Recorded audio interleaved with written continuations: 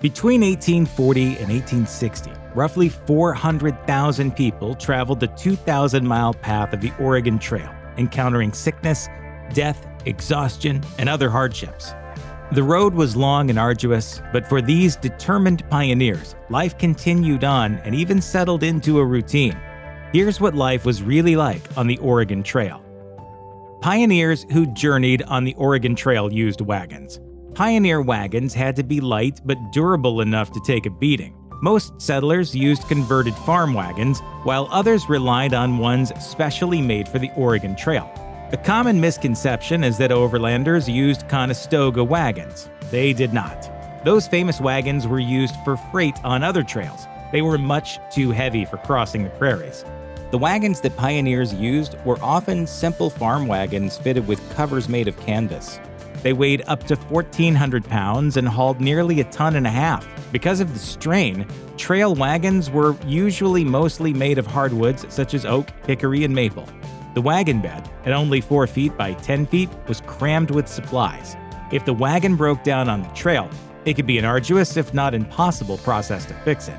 The tires, axles, and the connections in the undercarriage took the most abuse.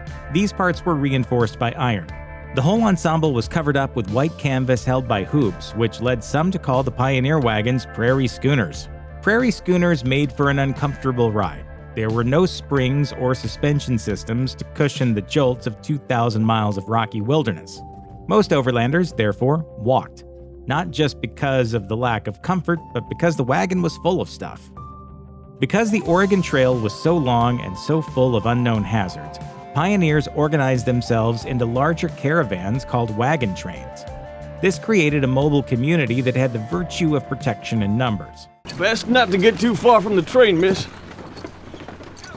It's like the ocean out here.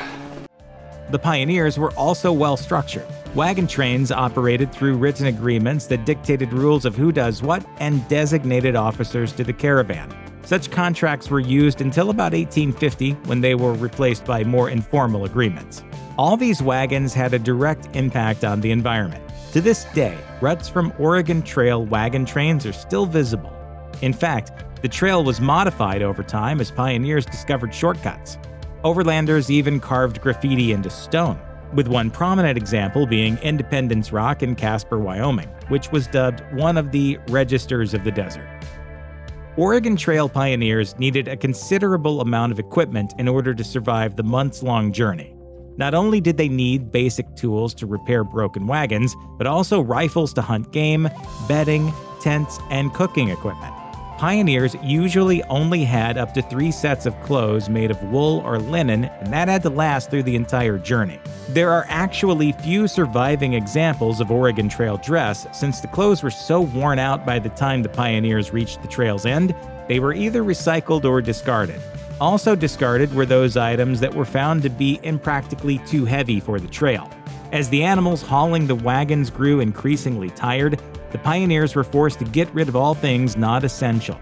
The trail was strewn with furniture, trunks, beds, cast iron stoves, and other personal belongings.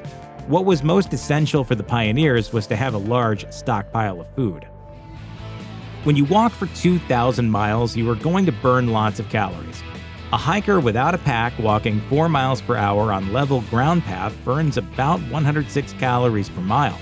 In the best of circumstances, it may be assumed that an Oregon Trail pioneer walking 15 miles a day was expending about 1,600 calories a day at minimum. This is a very low estimate, since a pioneer would be dealing with rugged terrain. To fuel their bodies, the settlers needed lots of food. The Oregon Trail pioneers didn't concern themselves with eating healthy. Instead, they focused on eating food that could last for months. It's estimated that a family of 4 required 400 pounds of bacon, 600 pounds of flour, 100 pounds of sugar, and 200 pounds of lard. They also often brought dried peaches and apples, as well as sacks of rice. To wash it all down, they carried 60 pounds of coffee and 4 pounds of tea. In addition, they also frequently carried cornmeal, butter, vinegar, salt, and baking soda from the larder. And of course, there was whiskey or brandy for medicinal purposes. On the journey, overlanders would supplement their meals through hunting and fishing. A larger family often required more food, which could exceed the recommended carrying load of the wagon. Some families had to bring 2 wagons with them, while others brought their own livestock, like cows, for dairy products. One of the most important choices an Oregon Trail pioneer had to make was what animals to bring, and potentially the most critical was selecting which draft animals to haul the wagon. This choice boiled down to either mules or oxen. Oxen were sometimes preferred since they were able to live off of the wild pasturage. Some overlanders believed that these animals would not wander off, and Native Americans were uninterested in them, so there was no threat of theft. The same was true for mules. However, while mules had the virtue of speed, they were harder to handle than oxen. Oxen were also cheaper than mules. Overlanders often waited until they reached a departure point to purchase their supplies and draft animals so that they were in the freshest condition. It was also cheaper to buy the animals in, say, Independence rather than back east. Many of these animals never finished the journey. After a few weeks of hauling heavily laden wagons, the animals would flag, and many would either refuse to go any further, simply collapse and die. The pioneers would see dead animals on the trail every day. Sometimes the bodies could be eaten, or sometimes the meat was sold. When animals did perish, the immigrants often were forced to buy replacements for stiff prices at the far-flung trading posts and forts along the trail. One of the great myths of the Oregon Trail that is finally being thoroughly debunked is that Native American tribes were a menace to the pioneers. The truth is that the relationship between the immigrants and Native Americans were more complex. The pioneers were passing through the lands of a number of tribes with complex societies, including the Sioux, Cheyenne, Comanche, and Arapaho. The pioneers were generally filled with paranoia about Native American attacks, and it's that paranoia that is carried down in popular memory. Mr. Harris, were those real wild Indians? Oh, no, Richard. They were friendly Indians. Darn. The Native Americans generally viewed the travelers as potential trading partners. They would supply the settlers with food in exchange for tools, firearms, and small trade goods like mirrors and metal tools. Overlanders hired Native Americans to herd their livestock, assist in crossing rivers, and help guide them along the trail. Rinker Buck, author of The Oregon Trail, A New American Journey, in an interview with National Geographic, stated, "They bartered with immigrants for trinkets, supplies, and horses. They were very helpful at first. In fact, the ingenuity of the Indians in crossing the rivers was a crucial aspect of the Oregon Trail. You had to ford numerous rivers, and the Shoshones, Pawnees, and Sioux were extremely adept at helping the pioneers make these fords." As time went by, the relations between the pioneers and Native Americans grew worse. The immigrants never got over their paranoia and frequently shot at peaceful Native Americans. Rinker Buck noted to National Geographic, "For about 20 years, it was very friendly as opposed to the impression that you get from Hollywood movies. But when the Indians realized the white man was there to slaughter the buffalo, their protein source, and we did, in hellacious numbers, they turned hostile and declared war." Most of the attacks on the Oregon Trail occurred near the Snake and Humboldt rivers or near the southern end of the Willamette Valley to the Applegate Trail. Still, casualties were lower than you may have thought. John Unruh calculates in his book, The Plains Across, that between 1840 and 1860, 362 pioneers were killed by Native American attack, and 426 Native Americans were killed by pioneers, with most of the deaths occurring in the latter years. Keep in mind that Native Americans were far more impacted by the diseases brought by settlers and their impact on the environment. Even though the threat of violence from Native Americans was exceedingly minimal, the Oregon Trail was still highly dangerous. The mortality rate of the pioneers may have been up to 10%.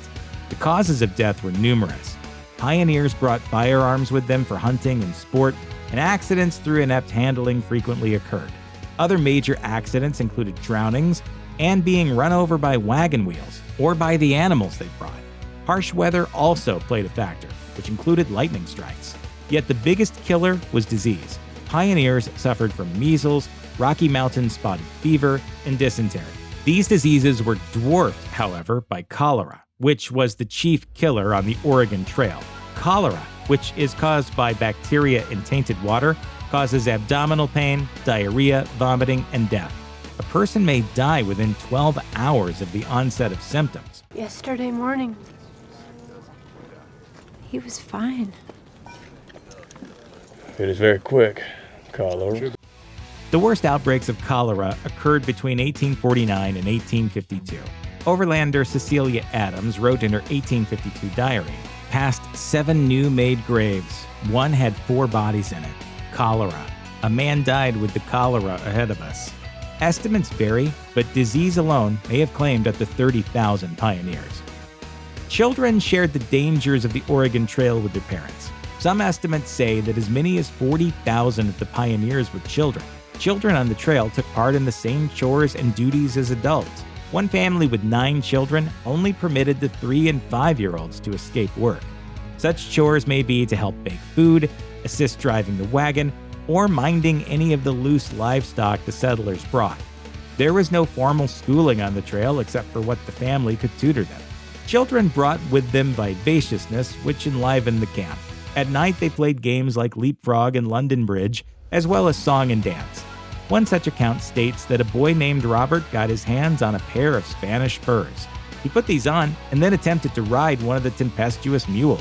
One of the party reported, quote, "He looked so ridiculous flying over the mule's head. We heard no more of Spanish spurs." As that story illustrates, children often were seriously injured, with some dying in accidents on the Oregon Trail. Such cases included a wagon wheel rolling over a child, breaking limbs, or outright killing them. An 1849 diary entry records, "A lady and 4 children were drowned through the carelessness of those in charge of the ferry." As the emigrants crossed North America, each wagon train fell into a routine. A typical day began at 4 a.m. to the sound of a bugle or rifle to wake up the caravan. At 5 a.m., the livestock that was let loose to graze overnight were rounded up, after which breakfast was served. By 7 a.m., the evening camp was packed and wagons hitched. At a sound of a trumpet and a call, "Wagons ho!" the caravan proceeded with men riding ahead on horses to scout the path. At noon, the wagon train halted for a rest and a meal. At 1, the caravan was on the way again, generally proceeding until about 5 p.m., when camp was made by circling the wagons as a corral, followed by suppers, daily tasks, and some leisure time. Typically, the camp turned in at 8 p.m., and a guard was set who was relieved at midnight. The process would then repeat itself at 4 a.m., with the exception of some wagon trains that halted for extended periods or for the entire day on Sundays for religious observances. With a journey so long and monotonous, Oregon Trail pioneers adopted routines and even a semblance of what settled life was like. There were a number of marriages and births on the trail. Most weddings occurred at the demarcation points in the east. Romance also bloomed on the road, though, and couples married. The newlywed couples were often subjected to a joking custom supposed to prevent the consummation of the marriage, which might entail banging pots and pans and dragging the newlyweds out into a drunken mock parade. With a journey so long, though, tempers sometimes frayed.